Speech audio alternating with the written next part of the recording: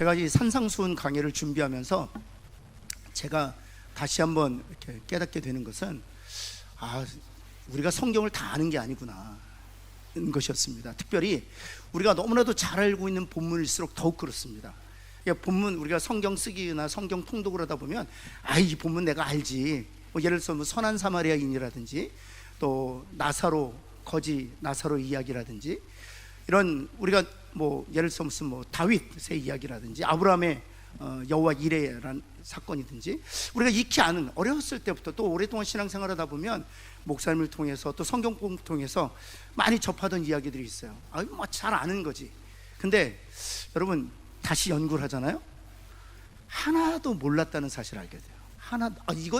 이 본문이 그런 내가 알고 있었던 그런 뜻이 아니었구나를 알게 돼요. 이 산상수훈도 역시 마찬가지입니다. 산상수훈 제가 이렇게 준비하면서 제가 책상머리에서 연구하고 또 책 관련된 책들을 보고 또 주석들을 보면 내가 알고 있었던 게 전부가 아니구나 사실 다시 한번 깨닫게 됩니다. 그 본문 중에 하나가 바로 오늘 우리가 마주하고 있는 본문이에요. 살인하지 말라, 이 본문입니다. 우리 함께 살펴보면서 함께 은혜를 나누고 사는데요, 첫 번째는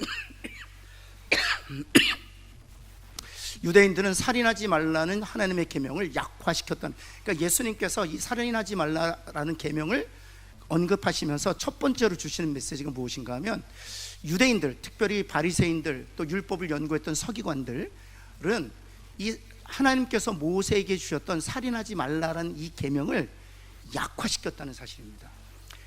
여러분, 우리 먼저 이 살인하지 말라는 계명이 어디에 나와 있는지 한번 살펴보겠습니다. 출애굽기 20장 13절 말씀인데, 살인하지 말라 되어 있습니다. 10계명 중에 몇 번째 계명일까요? 네? 6계명입니다. 6계명. 이걸 쉽게 외우는 거는 육혈포가 권총이거든요. 그래서 육혈포로 살인하지 말라. 그러면 6계명이 딱 기억이 나시죠? 그 다음에 간음하지 말라는 몇 번째 계명이에요? 네, 그거는 칠보단장한 여인을 간음하지 말라. 그러면 7계명 이렇게 외울 수 있어요. 그 다음에 5계명이 뭘까요? 그렇죠, 오만이 내 부모님을 그래서 5계명 이렇게 외우시면 돼요. 그래서 살인하지 말라는 6계명이 나와요. 출애굽기 20장 13절은 6계명에 관한 내용입니다. 살인하지 말라는 것이죠. 근데 이 살인하지 말라라는 이 계명이 어떤 본래적인 의미를 가지고 있었는지를 오늘 이 산상수훈에서 예수님께서 가르쳐주고 계시는 것입니다. 여러분, 예수님은 성자 하나님이세요. 그래서 하나님과 동등하신 분이시잖아요. 그렇기 때문에 성부 하나님께서 모세에게 이 계명을 주셨을 때 성부 하나님의 그 의중을 성자 하나님께서 너무나도 정확하게 알고 계시는 것이죠. 그래서 사실 이 산상수훈은 있었던 계명에 첨언하는 것이 아니라 하나님께서 모세를 통해 주셨던 이 6계명의 본래적 의미가 무엇인지를 드러내고 계시는 거예요. 그래서 첫 번째, 오늘 이 본문을 통해서 주시는 메시지는 하나님께서 모세에게 주셨던 살인하지 말라는 계명을 유대인들은 철저히 약화시켰다는 사실입니다.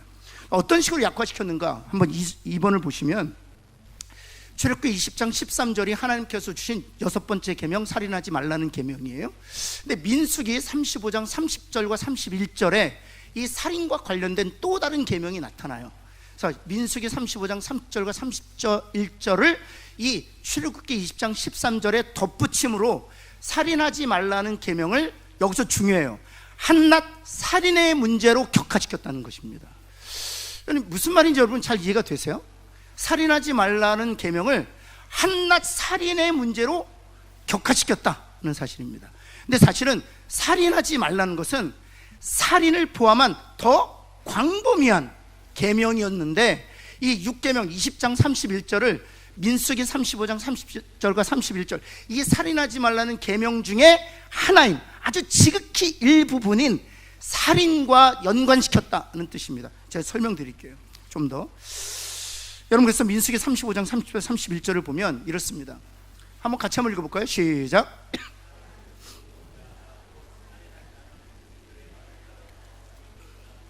한 증인의 증거만 따라서 죽이지 말 것이요, 고의로 살인을 범한 죄는 생명의 소전을 받지 말고 반드시 죽여. 그러니까 뭐에 대한 것입니까? 사람을 죽인 살인과 관련된 계명이에요. 근데 이 살인과 관련된 계명을 출애굽기 20장 13절의 6계명에 더해서 살인하지 말라는 계명을 살인으로 이해했단 말이죠. 살인으로 사람의 생명을 약탈하는 것으로 이 출애굽기 20장 13절을 이해했다는 것입니다. 그것 자체가 출애굽기 20장 13절 살인하지 말라는 6번째 계명을 철저히 약화시킨 결과를 가져다 주었다는 사실입니다. 여러분, 그리고 세 번째 보시면, 여러분, 심판을 치안 판사의 손에 벌하는 것으로 제한시켰다는 사실인데요, 우리 마태복음 5장 21절 여기에 보면 누구든지 살인하면 무엇을 받게 된다? 심판을 받게 된다. 이 심판은 하나님의 심판을 의미하지 않습니다. 이 심판이라는 헬라 원어는 어떤 심판을 의미하느냐 하면 지방재판소를 의미해요. 따라서 누구든지 살인하면 하나님의 심판을 받게 되리라 말하고 있는 것이 아니라, 서기관과 유대인들은 누구든지 살인하면 누구의 심판을 받게 된다? 그렇죠, 지방재판소, 법적인 재판을 받게 된다는 것입니다. 여러분, 그 결과 4번을 보시면, 이래서 출애굽기 20장 13절을 민수기 35장과 결합하여 이 출애굽기 살인하지 말라는 계명을 한낱 살인으로 약화시키고, 더 나아가서 그 살인을 하나님의 심판에 맡기지 아니하고 누구의 심판에 맡겼다고요? 지방재판소, 법적인 재판에 맡김으로 더 격화시켰다는 사실이죠. 그래서 그 결과 바리새인과 서기관들은 자신들이 살인을 범했다, 안 범했다? 그렇죠. 지방재판소에 재판을 받아서 감옥에 갈 정도의 살인을 저지른 적이 없었기 때문에 그들은 출애굽기 20장 13절 살인하지 말라는 계명을 완벽히 지켰다고 믿었다는 거예요. 그것이 바로 바리새인들과 서기관들의 문제인 거예요. 바로 옆에 있는 분에게 바로 너의 문제이기도 하다 한번 할까요? 여러분, 우리가 복음 전하다가요, 당신이 죄인입니다 그러면 사람들이 그럽니다. 난 죄인 아니라고. 당신이 죄인인지 몰라도 나는 죄 지은 적이 없다고. 여러분, 그분들이 말하고 있는 나는 죄 지은 적이 없다는 것은 어떤 의미일까요? 그렇죠, 지방재판소의 재판장에 재판을 받을 일도 없었고 감옥에 간 적도 없었다는 것입니다. 여러분, 그래서 그들은 스스로를 죄인이라고 생각하지 않는 거예요. 여러분, 우리 그리스도인들 역시 마찬가지입니다. 만약 죄를 그런 방식으로 생각한다면 그것은 하나님께서 말씀하시는 죄를 전혀 이해하지 못하고 있다는 사실입니다. 여러분, 그렇다면 살인하지 말라는 진정한 의미가 무엇인가? 출애굽기 20장 13절에 이 살인하지 말라라는 이 계명, 진정한 의미는 1번 한번 볼까요? 한번 같이 한번 읽겠습니다. 시작.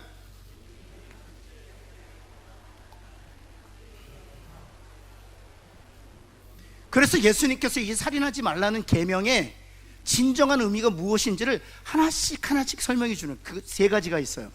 살인을 포함할 뿐만 아니라 제가 말씀드렸던 것처럼 살인하지 말라는 것을 민수기 35장의 살인과 관련된 계명과 연결시킴으로 출애굽기 20장 13절을 한낱 살인의 문제로 격화시켰단 말이에요. 그러나 살인하지 말라라는 계명을 주셨을 때에는 단순히 살인만을 의미하는 것이 아니라 그것을 포함하고 더 나아가서는 형제에 대하여 마음속에 까닭 없는 무엇?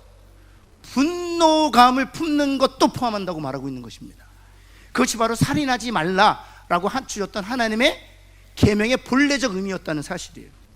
따라서 그들은 민수기 35장의 그 살인의 계명과 결부시키고 또 더 나아가서 하나님의 심판이 아니라 지방재판관의 심판과 결합시킴으로 자신이 지방재판소의 재판을 받아 감옥에 들어가지 않기만 하면 이 계명을 완벽하게 지켰다라고 스스로 생각하게 되었다는 사실입니다. 그러나 하나님께서 이 모세를 통해서 하나님께 주셨던 그 진정한 첫 번째 의미는 형제에 대하여 까닭없는 분노감을 품는 것도 포함한다고 말씀하시는 거예요. 그래서 마태복음 5장 22절 말씀 볼까요? 예수님께서 이렇게 말씀하십니다. 같이 한번 읽겠습니다. 시작. 뭐하는 자마다 노하는 자. 여기서 말하는 심판은 지방재판관을 의미하지 않습니다. 여기서 말하는 심판은 누구의 심판? 하나님의 심판 받는다는 거예요. 여러분, 한번 제가 여러분에게 묻겠어요. 일주일 동안 몇 명 죽이고 오셨나요? 한번 잘 생각해 보세요. 그럼 오늘 하루만 따지고, 오늘 하루만 나는 살인을 몇 번 했나? 많이 했습니다. 들어오는 손님마다 죽이고 싶었죠? 보는 손님마다. 김밥 이게 뭐예요? 벌써 살인한 거죠. 여보, 쓰레기 좀 버려. 벌써 살인하고 있어. 아이를 타이르고 있는 거예요. 아이를, 공부해야지. 게임에 그럼. 아빠! 언제까지 공부 타령이야? 공부가 밥 먹여줘. 이걸 살인했죠. 여러분, 설교 들으면서도 살인하는 거 아세요? 뭐 설교를 졌다이로 해. 여러분, 살인하고 있어요. 설교를 듣는 중에서도 살인하고 있어요. 여러분, 우리 부엌에서 그 거룩한 봉사를 하면서도 살인합니다. 아니, 씻은 건 여기다 놔두면 안 되지. 저기다 놔둬야지. 쓰레기는 왜 여기다 놔두는 거야? 분리수거 해야지. 벌써 살인을 몇 번씩이나 하고 있죠. 여러분, 출애굽기 20장 13절에 살인하지 말라고 하나님께 주셨던 계명은 이 분노감까지도 포함한다는 사실을 아셔야 돼요. 여러분, 두 번째, 세 가지가 있어요. 이 계명은 형제에 대한 멸시적 표현을 범해서도 안 된다는 것입니다. 여러분, 그래서 마가복음 5장 22절에 계속해서 노에서도 안 되고, 그 다음이죠. 노에서도 안 되고, 그 다음 두 번째 뭐라고 말씀하세요? 형제를 대하여 라가라 하는 자는 공회에 잡혀가게 되고 라고 얘기하는 거예요. 역시 심판과 같은 단어를 쓰고 있는 것이죠. 여러분, 이 라가라는 단어는 어떤 뜻이냐? 쓸모없는 놈, 이런 뜻이에요. 예의 쓸모없는 놈, 그런 거예요. 지금 생각해 보니까 저희 어머니의 단어로 환치해 보면 예의 빌어먹을 놈, 이런 이 멸시적 표현이에요. 여러분, 누군가에 대한 멸시적 표현을 우리 스스로 생각해냅니다. 여러분, 사춘기 아들이 엄마와 긴장관계에 있을 때 엄마를 멸시하는 표현을 합니다. 여러분, 직장에서도 역시 마찬가지입니다. 직장에서도요, 손님들과 다툼이 일어나면 멸시적 표현을 의도적으로 사용합니다. 상대방을 멸시하기 위해서. 여러분, 성도들 사이도 역시 마찬가지입니다. 여러분, 성도를 멸시하기 위하여 모욕적인 단어를 의도적으로 구사할 때가 있어요. 상대방에게, 여러분, 우린 보통 의도치 않는 상처를 주었다고 생각해요. 그렇지 않습니다. 철저히 계산되고 철저히 의도된 상처를 주기 위하여 고도의 멸시적 표현을 우리가 사용한다는 사실 아세요? 그 멸시적 표현도 바로 출애굽기 20장 13절에 살인하지 말라라는 계명을 주셨을 때 하나님이 의도하셨던 것이라는 것입니다. 여러분, 그리고 나서 여기에 보면 제가 프린트물에 이렇게 써놓았어요.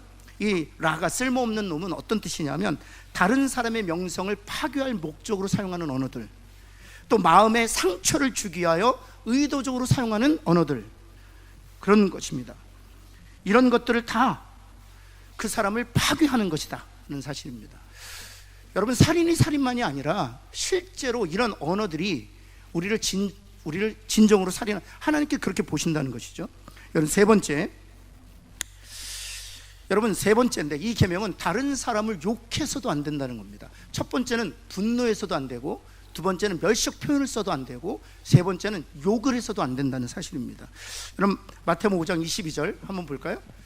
미련한 놈이라 하는 자는 지옥불에 들어가게 되리라 라고 했습니다. 여기서 미련한 놈이란 단어는 유대인들이 사용했던 욕이에요.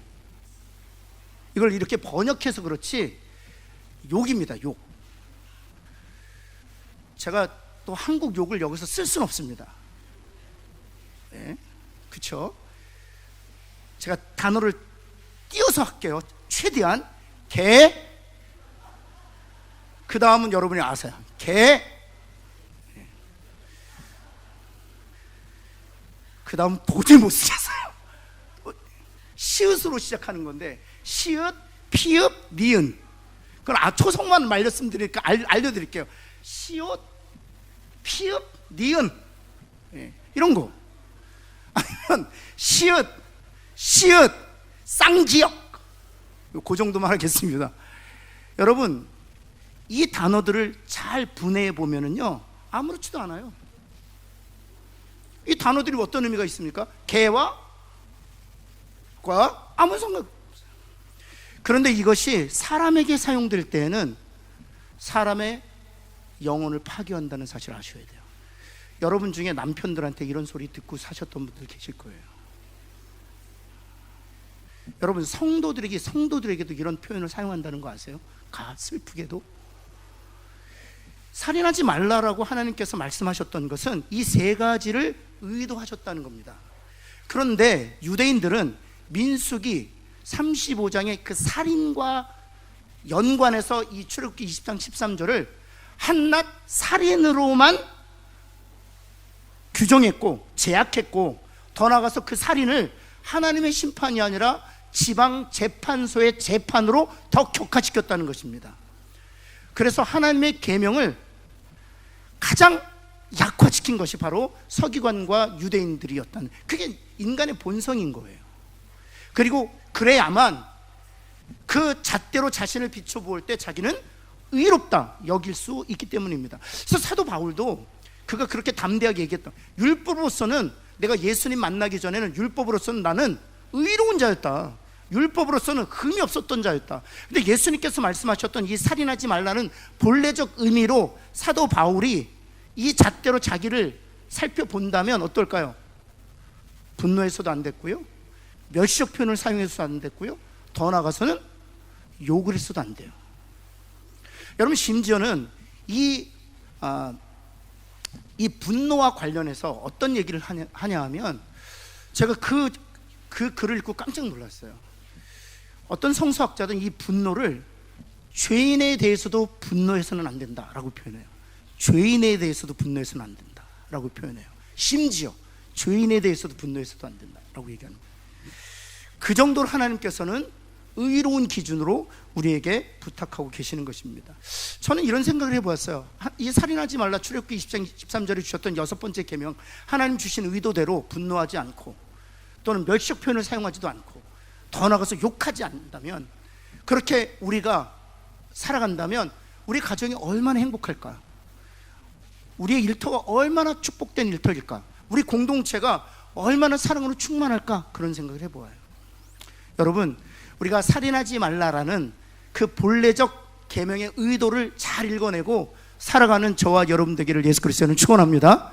그것은 우리들을 무겁게 하려고 하는 것이 아니라 행복을 누리게 하시기 위함이에요. 우리 한번 하나님께서 주셨던 본래적 의미를 다시 한번 되새김질하는 의미에서 옆에 있는 분에게 이렇게 분노하지 맙시다 한번 할까요? 여러분 표정에서 바로 네 얘기잖아. 다시 한번 분노하지 맙시다 한번 할까요? 두 번째, 멸시적 표현을 사용하지 않겠습니다 한번 할까요? 네. 세 번째, 욕하지 않겠습니다. 네. 이 세 가지. 근데 참 이상하죠. 우리가 자라면서 어린아이들이 제일 먼저 뭐부터 배운다고 해요? 그러니까 죄인이에요. 그러니까 죄인이니까 죄를 짓는 거. 죄를 지어서 죄인이 되는 게 아니라 죄인이니까 죄인이 있기 때문에 그러니까 죄인으로 태어났기 때문에 가장 먼저 욕부터 배우는 거예요. 사랑함. 그래서 여러분, 학교에 가면 이 세 단어를 꼭 가르칩니다. 사랑합니다, 감사합니다, 축복합니다. 이런 거 꼭 가르쳐요. 왜 가르칩니까? 가르치지 않으면 욕만 하니까. 요즘에 그 중고등부 학생들 이렇게 보면은요, 욕을 안 하면 대화가 안 돼요. 한 문장을 사용하는데도 수없이 욕들이 나타나요. 지금 세상이 더 악해지고 있습니다. 그래서 말씀하시는 거예요. 욕하지 말라고 말씀하시는 거예요. 우리 자녀들을 위해서 기도할 때, 하나님 멸시적 표현 사용하지 않게 해주세요. 욕하지 않게 해주세요. 분노하지 않게 해주세요. 정말 살인하지 않게 해주세요. 그래서 정말 믿음의 자녀로, 그리스도의 자녀로 살게 하여 주옵소서. 그래야 됩니다. 그래서 우리 그리스도인들은, 여러분, 리더가 될수록 언어 사용 잘해야 돼요. 우리 한번 따라해 봅시다. 뒤끝없다 하지 않게. 제발 그러지 마세요. 옆에 있는 분에게 뒤끝없다 하지 않겠습니다. 확 질러놓고 난 뒤끝이 없어. 본인은 뒤끝이 없을지 몰라도 이미 확 질러버린 그 멸시적 표현, 그 욕된 표현들, 그 분노로 인해서 수많은 사람들이 가슴에 상처를 끌어안고 사는 것이거든요. 여러분, 정말 하나님 성령께서 우리의 입술과 우리의 생각을, 우리의 마음을 주관하셔서 천국의 언어 사용하는 저와 여러분 되기를 예수 그리스도는 축원합니다. 여러분, 그리고 세 번째, 그리고 이 본문이 거기서 끝나지 않아요. 이 본문이 마태복음 5장 22절에서 끝나지 않고 23절부터 26절까지 더 중요한 내용들을 사실은 포함하고 있는데, 저를 한번 보시겠습니까? 살인하지 말라는 말은 들었지만 실은 그 살인하지 말라는 것은 재판관에게 재판받아서 감옥에 갇히는 어떤 살인에 국한된 것이 아니야. 그것은 분노하지 말라는 뜻이었고, 그것은 멸시적 표현을 써서도 안 된다는 뜻이었고, 나아가서는 형제에 대해서 욕해서도 안 된다는 뜻이었어. 하고 나서 갑자기 예수님께서 어떤 이야기로 전환을 하시냐 하면 바로 예물을 드리는 것을 표현하세요. 예물을 드리려다가 갑자기 형제와 사할 일이 생각나거든. 예물을 놔두고 가서 형제와 사과한 뒤에, 형제와의 문제를 푼 뒤에 다시 와서 예배를 드려라, 이렇게 말하고 있어요. 갑자기 살인의 얘기를 하다가 갑자기 예배의 이야기를 하는 이유가 어디에 있을까요? 살인의 이야기를 하다가, 그리고 살인의 진정한 의미를 밝혀주시다가 갑자기 이야기를 예배로 전환하시는 이유가 어디 있을까요? 바로 여기에 있습니다. 첫 번째가 무엇인가? 3번인데요 우리 한번 같이 한번 읽어볼까요? 같이 한번 읽겠습니다. 3번. 예, 세 번째 큰 돼지 3번 같이 한번 읽을까요? 시작. 이게 굉장히 중요해요. 악을 선으로 상쇄하려고 하는 심리예요. 제가 형제에 대해서 분노했어요. 멸시적 표현을 사용했어요. 욕을 했어요. 근데 그 악을 무엇으로 상쇄하려고 했다는 것입니까? 하나님 앞에 예배 드림으로 그 악을 상쇄하려고 한다는 사실입니다. 절대로 그래서는 안 된다는, 하나님이 그 예배를 기뻐하지 않는다 말하고 있는 거예요. 우리가 누군가에 분노하고 누군가에게 멸시한 표현을 쓰고 누군가의 욕을 함으로 출애굽기 20장 13절에 6계명을 범했을 때 예배를 드리는 것으로 퉁칠 수 없다라고 말하고 있는 거예요. 우리들은 이 세상에서 수많은 죄를 지으면서 예배 드림으로 그 죄를 상쇄받기를 원한다는 사실이에요. 그래서 예수님께서 살인의 진정한 의미를 말씀하신 이후에 결코 그 예배로 그 너희가 행한 그 악이 상쇄되지 않는다라고 말하는 거예요. 반드시 해결해야 된다라고 말하고 있는 것입니다. 여러분, 그래서 1번 한번 볼까요? 1번, 하나님께 예배드림을 이름으로 자신들의 과실을 보상하려고 해서는 안 된다는 것입니다. 마태복음 5장 23절 말씀, 바로 그 얘기예요. 우리 한번 같이 한번 읽어볼까요? 시작.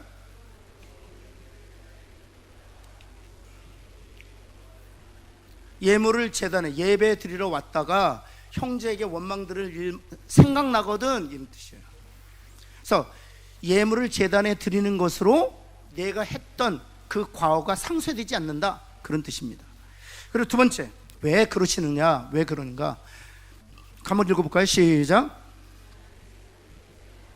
하나님께서는 예배자의 무엇을 하신다? 마음. 그리고 우리가 가인과 아벨의 이야기를 통해서도 알지만 하나님께서는 가인의 예물 그리고 아벨의 예물만 받지 않으셨어요. 가인과 그 예물을 받으셨어요.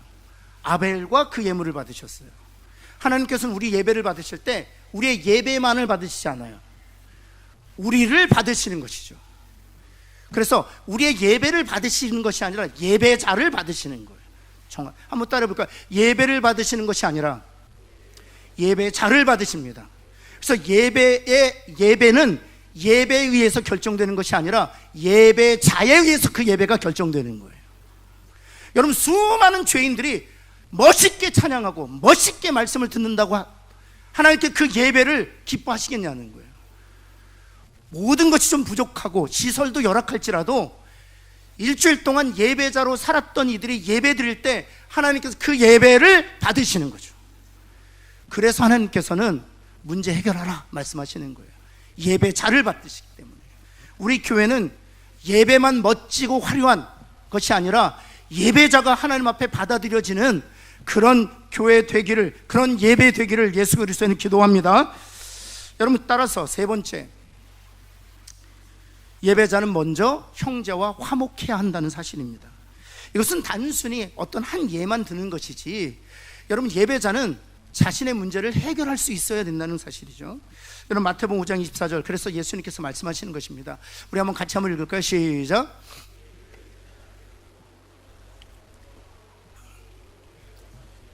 그것이 바른 예배이기 때문에 반드시 문제를 해결해야 된다는 사실입니다.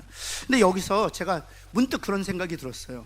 나 혼자 미워했던 거예요. 제가 뉴욕 집사님을 나 혼자 미워했던 거예요. 오늘 말씀 듣고 이 문제를 해결하고 했는데 아멘. 그리고 예배 끝나고 제가 뉴욕 집사님한테 가서 집사님, 제가 집사님한테 분노감이 있었습니다. 그럼 집사님 어떨까요?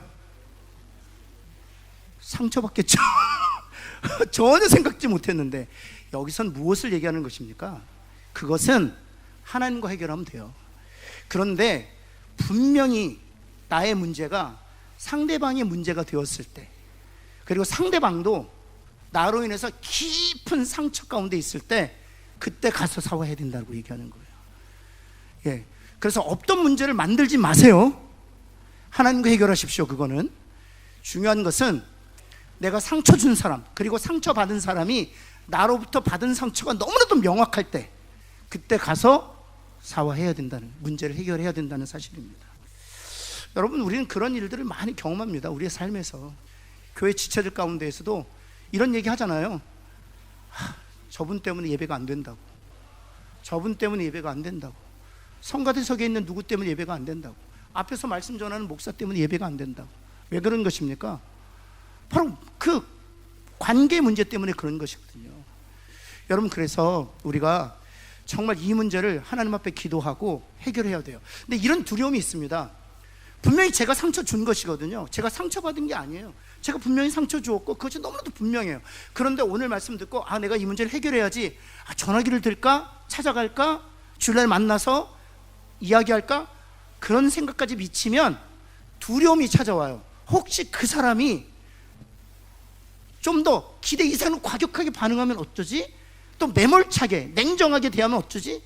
두려움이 있어요. 그런데요, 놀라운 것은요, 하나님께 기도하고 하나님의 말씀을 따라 사과기로 결정하고 행동하잖아요. 하나님이 놀라운 역사를 보여주시는 거예요. 아마 여러분, 그 사람이 기다리고 있었다는 것을 깨닫게 돼요. 기다리고 있어. 그리고 나에게도 문제였었지만 그 사람을 만나는 즉시 눈 녹듯이 완전히 문제가 사라져.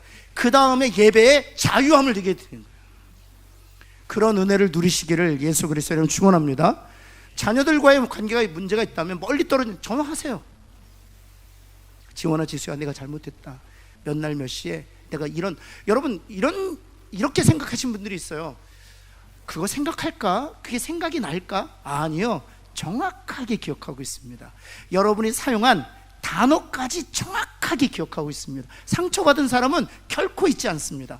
몇 날 며칠, 그때가 저녁인지 아침인지, 어떤 상황에서 여러분이 그런 단어를 사용했는지, 몇 시적 표현을 사용했는지 다 기억하고 있어요. 기억 못할 것 같으세요? 못하는 척 할 뿐이에요. 지원아, 지수야, 퉁쳐서 사과하려고 하지 마시고, 지원아, 지수야, 내가 몇 날 며칠 저녁 때쯤 내가 이렇게 얘기했지, 미안하다. 제가 한번 그런 적이 있어요. 다 기억하고 있습니다. 저보다 훨씬 더 정확하게 기억하고 있습니다. 저의 얼굴 표정도 기억하고 있었습니다. 여러분, 문제를 풀어내실 수 있기를 바랍니다.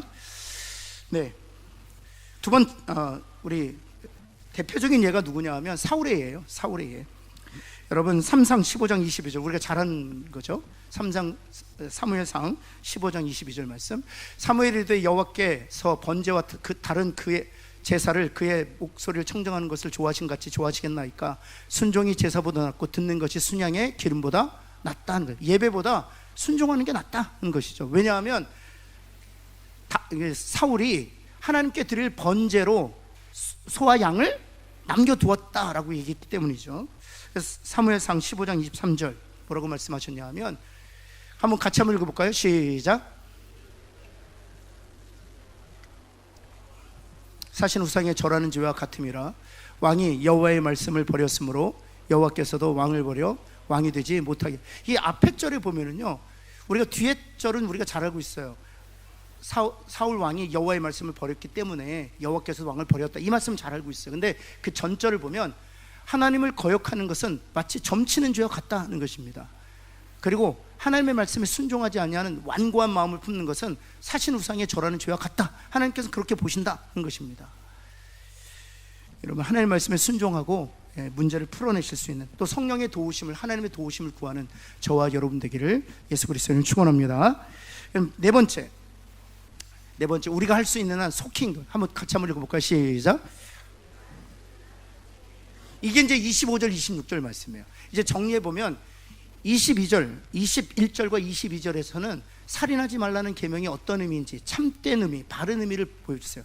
세 가지가 있어요. 무엇입니까? 살인하지 말라는 참된, 하나님께서 모세를 통해 주셨던 그때 그 계명의 참된 의미 세 가지. 첫 번째는 무엇입니까? 분노하지 말라, 노하지 말라. 그렇죠. 두 번째는요, 멸시적 표현을 써서는 안 된다. 세 번째는 욕을 해서. 이 세 가지가 한꺼번에 할 때도 있죠. 화내면서 멸시적 표현을 욕하는 경우도 있죠. 해서는 안 된다는 것입니다. 그리고 나서 그런 악을 예배로 상쇄해서는 안 된다는 것입니다. 그래서 예배 드릴 때 금제를 풀고 예배를 드려야 된다라고 말씀하고 계시는 것입니다. 그리고 네 번째, 그리고 나서 25절 26절에서 예수님께서는 할 수 있으면 속히 해라 이렇게 말하고 있는 거예요. 할 수 있으면 속히 해라, 미루지 마라, 주저하지 마라, 속히 하라, 내가 너와 함께 하겠다, 이런 뜻입니다. 여러분, 그래서 마태복음 5장 25절 한번 볼까요? 같이 한번 읽겠습니다. 같이 한번 읽으면 시작. 너를 고발하는 자와 함께 길에 있을 때 급히 사와라. 그 고발하는 자가 너를 재판관에게 내어주고 재판관이 옥리에게 내어주어 옥에 가둘까 염려라. 이 말씀이 어떤 의미냐 하면, 사실은 한마디로 정리하면 길에 있을 때 어찌하라고요? 사과하라, 문제를 풀라는 거죠. 근데 그 앞에 단어 부사가 있어요. 어떻게 사과하라? 급히예요. 급히, 즉각적으로. 그래서 여러분, 생각이 나거든 즉각적으로 반응해라, 이런 뜻입니다. 그래서 두 가지를 우리가 이 본문에서 두 가지를 우리에게 말하고 있는데, 첫 번째는 성도는 하나님 앞에 항상 있다, 이런 뜻입니다. 성도는 항상 하나님 앞에 있다는 의식을 가지고 살아야 된다는 것입니다. 여러분, 하나님 내 앞에도 계시고 내 뒤에도 계시고 내 옆에도 계시고 내 안에도 계시는 줄 믿습니다. 하나님은 항상 우리와 함께 있어요. 하나님은 나와 항상 함께 계신다라는 의식을, 그래서 그런 그 의식을 청교도 신학자들은, 또 종교 개혁자들은 이마고 데이라고 했어요. 이마고 데이. 그래서 하나님의 형상이라는 뜻이 있는데, 이 하나님의 형상이라는 뜻을 여러분 보시면 어떤 뜻인가 하면 이런 뜻이에요. 여러분, 옛날에 그 황제들이 자기의 우상을, 신상을 이렇게 막 놔뒀어요. 자기의 형상을, 이것도 놔두고 저것도, 왜냐면 자기를 기억하도록. 근데 우리를 하나님의 형상, 이마고 데이라고 얘기하는 것은 우리가 누구이기 때문입니까? 우리가 하나님의 형상이라는 거예요. 옆에 있는 분에게 당신이 바로 하나님의 형상입니다. 그래서 왕이 자기의 형상을 이 동네에도 놔두고 저 동네에도 놔두고 앞 동네에도 놔두고 뒷 동네에 놔두었던 것은 자기가 다스리는 모든 지역에서 자신의 형상을 기억하도록 하는 것이거든요. 근데 하나님께서는 당신의 형상을 이 세상에 두셨다는 것입니다. 이 세상 사람들이, 여러분의 자녀들이, 여러분의 일터의 직장 동료들이, 또 교회 지체들이 여러분을 보면서 누구를 볼 수 있도록 하기 위하여, 그래서 하나님이 항상 내 앞에 있다는 의식을 가지고 살아야 된다는 거예요. 내가 하나님을 대표한다는 의식을 가지고 살아야 된다는 것이죠. 여러분, 그래서 마태복음 5장 25절 말씀에서 뭐라고 말씀하시냐면 이렇게 그 고발하는 자가 너를 누구에게 내어주고, 여기서 말하는 재판관은 하나님을 의미해요. 그 고발하는 자가 너를 하나님께 내어주지 않도록, 왜냐하면 하나님은 항상 우리와 함께 하시고 우리에게 형상이 될 것을 요구하시기 때문이라는 사실이죠.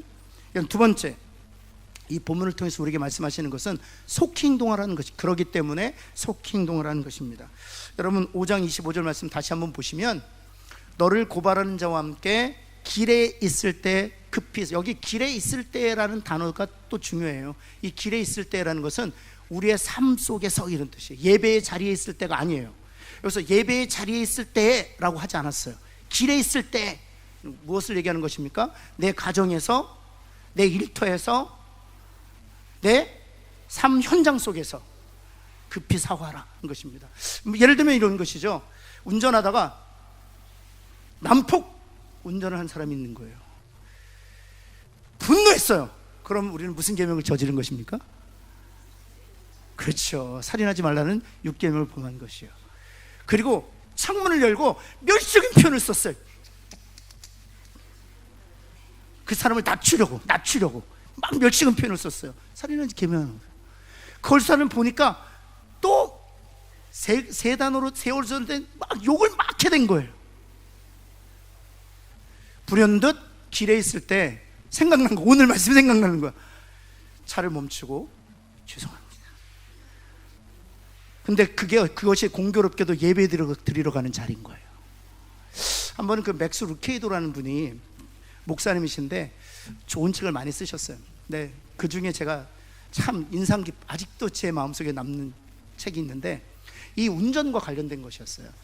한 번은 이렇게 1차선밖에 안 되는 그 좁은 그 숲속의 도로를 가고 있었는데 뒤에서 어떤 차가 급히 달려오더니 헤드라이트를 상향등을 킨 거예요. 눈이 부신 거예요. 그리고 빵빵한 거예요. 비켜줄 수 있는 공간이 없는데, 그래서 옆으로 탁 비켜주면서 그 차가 추월을 한 거죠. 추월을 했는데 추월하고 나서 간 것이 아니라 이 목사님 앞을 계속 가로막은 거예요.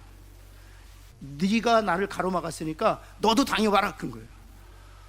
그렇게 한참을 가다가 너무 목사님 화가 나가지고 본인도 상향등을 켰대요. 그리고 빵빵 누르면서 똑같이 했다는 거예요. 그리고 나서 어느쯤 가서 2차선이 나와서 나란히 신호등에 딱 서게 됐다는 거예요. 너무 화가 나가지고 창문을 촥 열었대요. 이쪽 창문을 열었대요. 그러니까 그쪽도 화가 나니까 문을 연 거예요.